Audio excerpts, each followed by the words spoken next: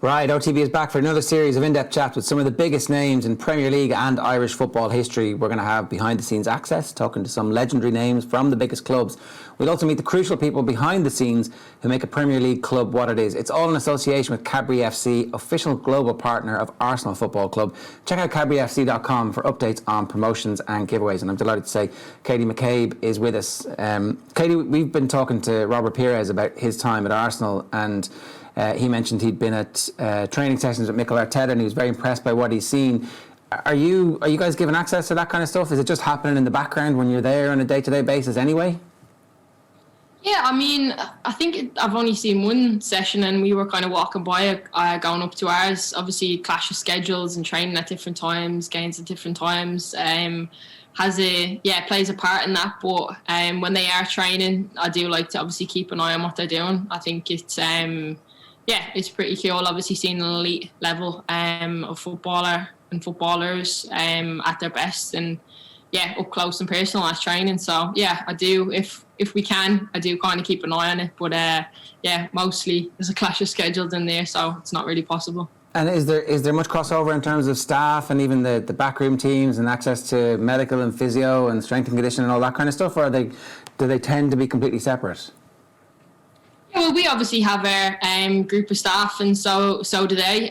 We would share maybe the gym, so it's our kind of performance centre, which has recently been built a few years ago. So they'd have access to that. So would we. Pools, etc. But in terms of staff, we'd have our own, and so would they.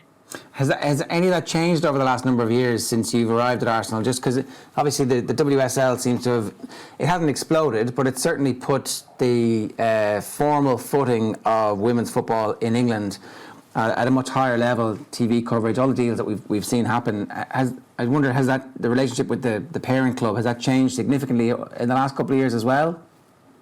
Yeah, I think it's improved. Obviously, as you said, the trajectory of the women's game and how fast it's grown over here and worldwide, really. I think that opens a lot of eyes. And in terms of obviously what we do at Arsenal, there has been conversations with ourselves and obviously some of the head guys to see and get feedback on how we can improve on what we have and build towards the future, because it is growing at a rapid pace, and we obviously need to prepare as best we can for that.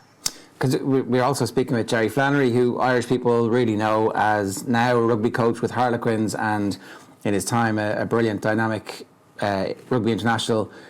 He spent time at Arsenal, and just listening to him talk about the level of backroom staff that they have for the academy and the quality of coaching and discussions that are going on around sports science. It's the type of thing that you can inject into a sport really quickly if the mindset is there and the willingness to share is there within an organisation. So it's good to hear that there is access and a bit of crossover and certainly conversations happening for you guys.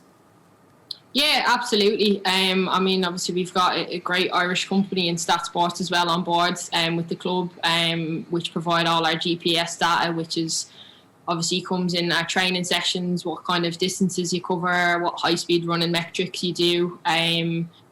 So working closely with them the last few years has been great, and it gives us that extra edge and maybe that extra percentage in how we perform on field as well. But like you said, it's grown so fast, and we've got the best of the best at Arsenal to help us perform. You're part of a generation who are kind of trailblazing, particularly the full-time footballers. It wasn't really an option for many people in the past who were the best young female footballers in Ireland to go off, and I know obviously Anna Bryant did go and play football around Europe, but there haven't been a huge amount of them. So with that in mind, are you already thinking about what life is like after football? Because it's not a clear pathway, and you're not going to be able to retire off the back of your next contract totally.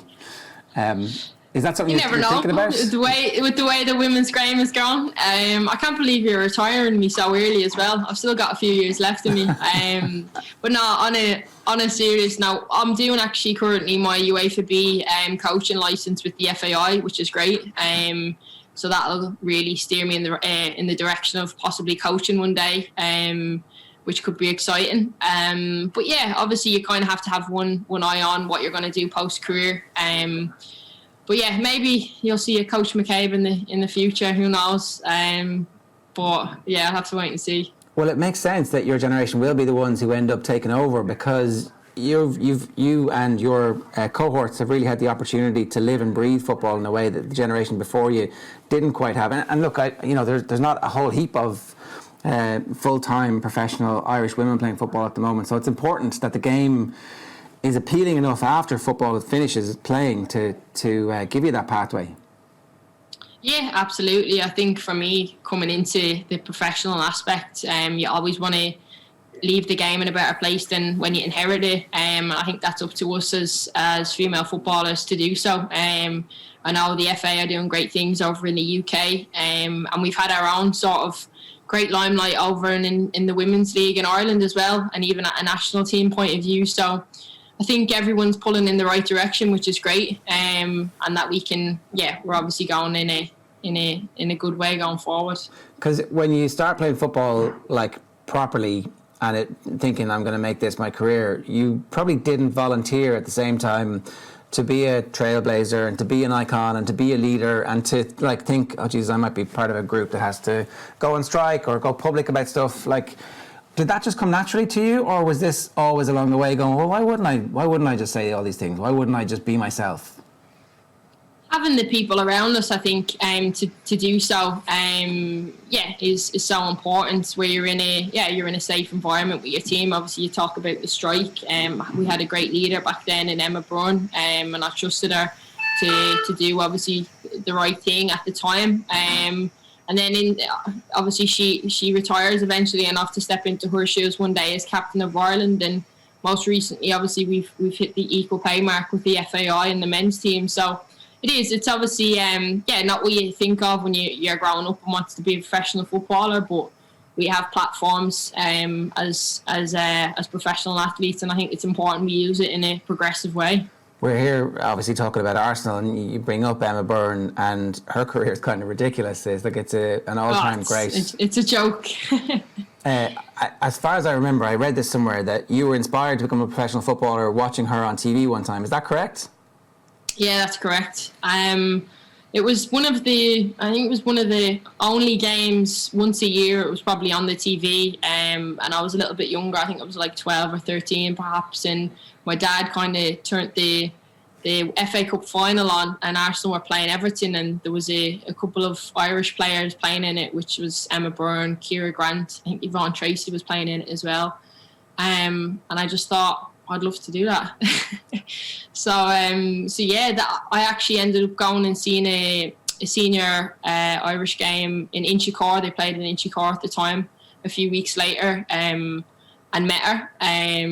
She always gets embarrassed when I tell her the story face to face because shows her age. But got her autograph, and I just thought that's what I want to do. So it was that visibility back then was so important, even though it was that one game a year. To think now we're playing week in, week out on Sky Sports and RTE back home, I think it's just so important for young girls growing up to look at that. And TG Carr with the WSL as well. It's for sure. When you think about it though, like her involvement in your career as somebody who inspires you at the start, and then I don't know if she helps broker the move or certainly is talking to the people at Arsenal about this young talent in Ireland that they need to get their hands on, and for you to kind of dream of this, and then for her to be a central figure in you getting a dream move to Arsenal, that's mad. That's kind of lottery style Hollywood. You write this stuff and no one believes it.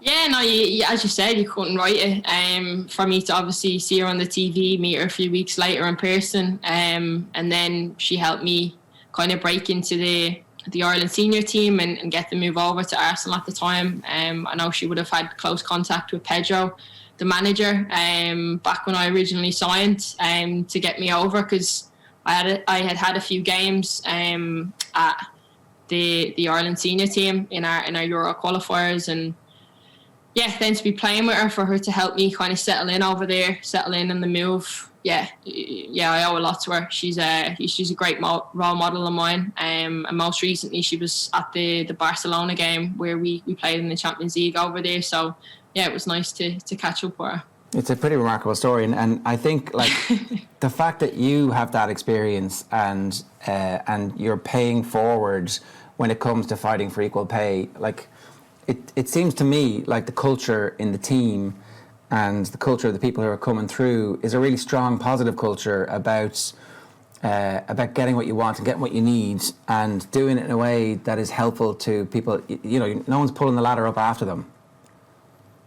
Yeah, no, exactly. As I spoke about, obviously the strike we had a couple of years ago, and Emma shown our leadership qualities at the time, and we done it in such a dignified way, with the help of the PFAI at the time as well. So for us to obviously continue that, I think it's important to not forget what everyone's done before us, and then obviously for younger players coming up to appreciate that and maintain it, and as you said, keep progressing the game on and keep building it.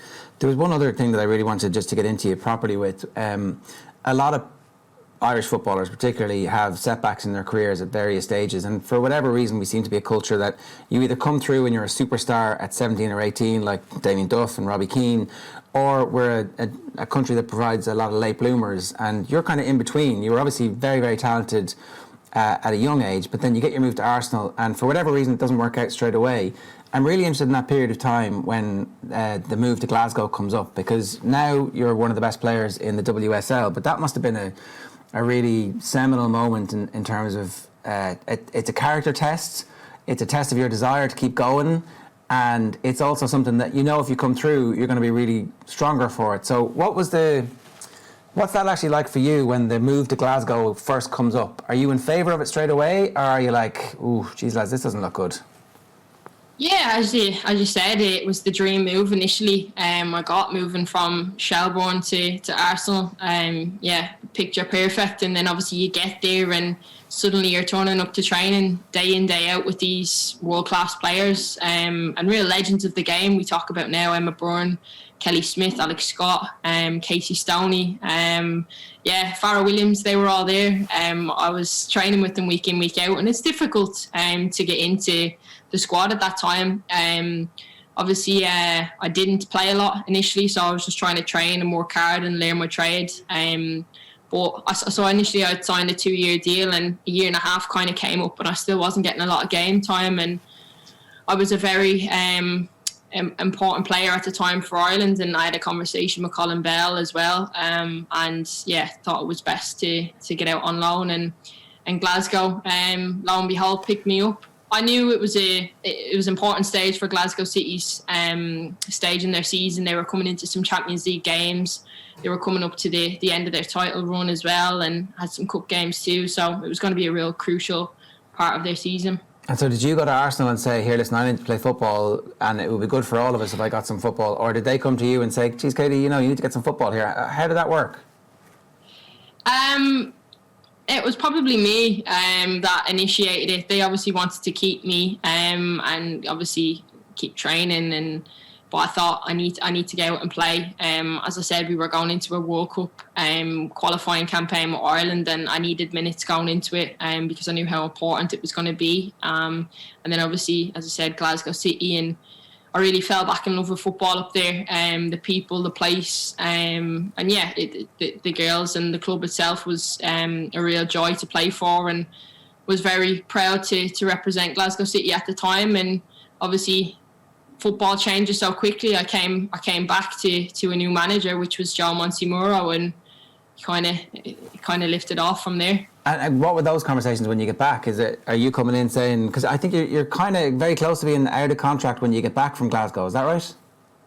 Yeah, that's correct. I was, I think I had 2 weeks left on my contract, and Joe Montemuro, it was 2 weeks before the Christmas break, so I had 2 weeks of training, and yeah, I just trained, and after the 2 weeks, Joe had kind of pulled me in and said he wanted to offer me a contract extension to the summer. Right. And the rest is history, as they say. I'm still here.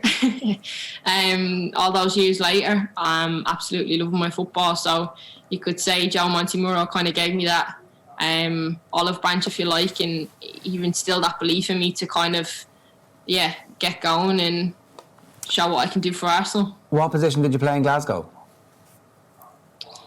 You're stretching my mind now. I think I was a left winger. Yeah, I think I was on the wing. Yeah, I wasn't a converted left back just yet. And did you play well in Glasgow? Was that the other thing that happened? Like you kind of find your form again?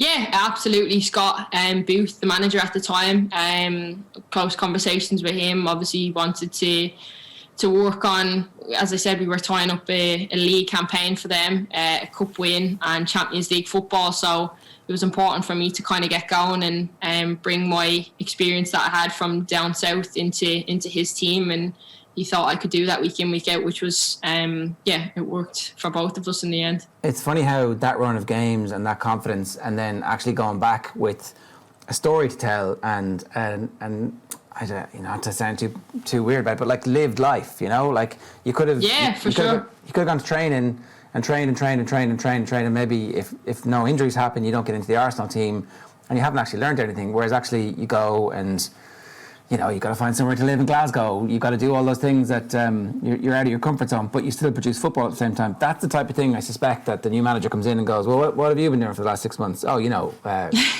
playing successfully at a high level. And did it give you confidence even just in how you dealt with him when you were having those conversations, saying, look, I've got 2 weeks left here. What's going to happen next? Yeah, well, actually, initially I had planned it was planned that I was moving on. Obviously nothing was signed, sealed and delivered. But yeah, initially I was going to be moving on to another club. And that's when obviously Joe got me in and was like, where were you the last 6 months? And I told him and offered the extension, and that was that. That's a real sliding doors moment, isn't it? It's like, well, now you're playing the best football of your career a couple of years later, and like, what do you put down the form and the development, like to the bit where now first name on the team sheets, when they sign loads of players in your position, it's like, yeah, actually, I'm still going to play loads of games here, and I'm still going to be one of the most important players and player of the month. Where do you put that quality of performance down to? When did that evolve? I think the learnings I had over that 2-year period, initially when I first came, when you go over to a club like Arsenal, you don't just get given the shirt and get given the starting 11 place. You need to earn it. And the learnings I had up in Glasgow City about working hard and staying consistent and being present in every session, and really just downright hard work and doing it over a consistent amount of time. So yeah, those sort of learnings really helped shape me as a player and as a person. And from literally the day I got back down to London, I've been trying to just do that consistently, day in, day out, which has got me to where I am now. I'm always looking to improve, especially over those kind of pre-season periods where we have time to kind of work on different things. And as I said, the staff we have at Arsenal is terrific, which obviously helps me can get that bit fitter, get that bit faster, improve technically, and obviously maintain where I'm at, but also looking to improve on it. It's funny, that consistency, that's almost exactly verbatim what we had heard from Robert Pires when he was talking about the good quality football comes from doing it week in, week out on the training ground and working really hard. And his message to all the young players watching was work. So it's funny that you both have ended up being super successful on the left side of the pitch for Arsenal.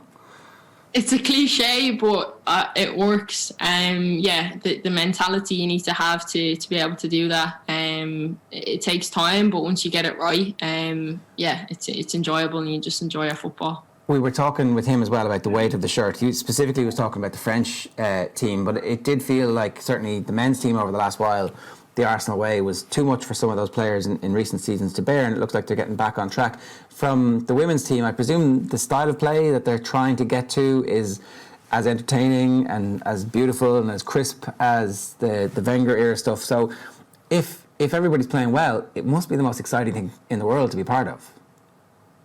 Yeah, absolutely. I mean, when you're in the moments and you're playing free-flowing football and scoring goals and helping the team get those 3 points, that's why you do it. You do it for the love of the game and the enjoyment. It's why you start when you're that kid growing up. To be able to do it, especially in an Arsenal shirt with essentially your teammates around you as well, is pretty special. It's down to a lot of the hard work the staff put in pre-season to help get those kind of patterns of football embedded into us. And it's up to us as players to then produce that on the pitch.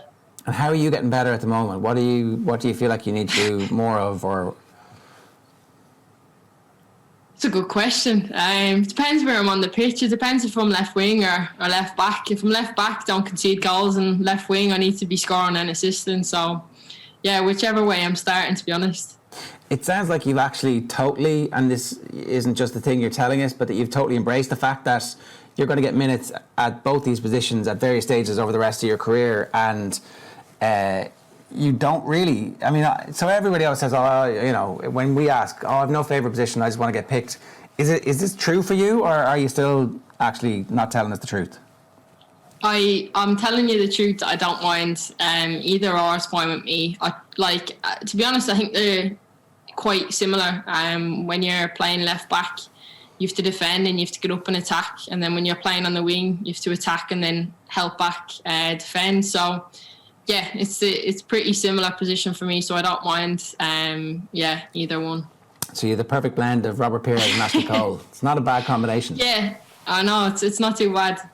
No, it's gone great, Katie. It's been brilliant talking to you. Thanks a million for making the time for us, and just keep it up, because I keep banging on about the relationship that you had with Emma. Like, you're going to have that relationship with hundreds of young girls who are aged between 8 and 14 who are going to go on to have full-time professional careers because you've shown them how to do it. It's an incredible thing to be in the middle of, and it feels like we're only getting started. So keep it up.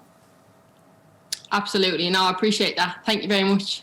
It's Katie McCabe there, Ireland captain, and of course stalwart on the current Arsenal team who are riding high in the WSL. We're here thanks to Cadbury FC, official global partner of Arsenal Football Club. You can also check out cadburyfc.com for updates on promotions and giveaways, and make sure you stay tuned to all our social channels for more of this goodness coming your way soon. Cheers.